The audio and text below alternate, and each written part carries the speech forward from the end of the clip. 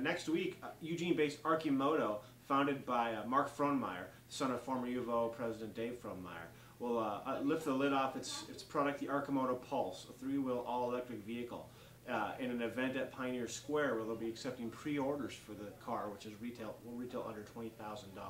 I have a story on bad loans and how they've affected banks.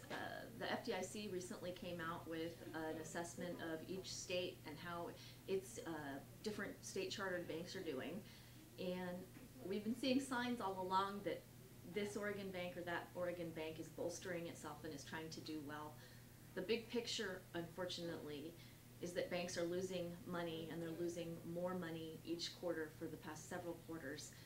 Collectively, Oregon's state chartered banks lost $280 million in the first half of this year, and nearly all of that can be traced to real estate development loans that the developers are struggling to pay back. They're having to write down the value of the loans, they're having to foreclose on the property, and then write down the value of that property, and that's really hurt banks across the state pretty bad.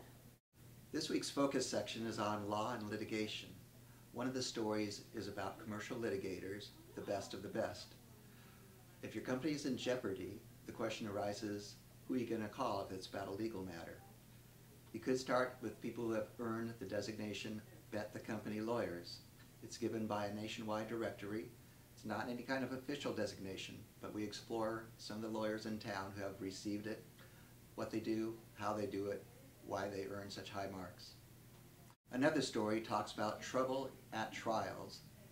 This is arising more and more from jurors tweeting, texting, and otherwise using their Blackberries and iPhones to contact people they should not be contacting and investigating the case which they should not be investigating on their own.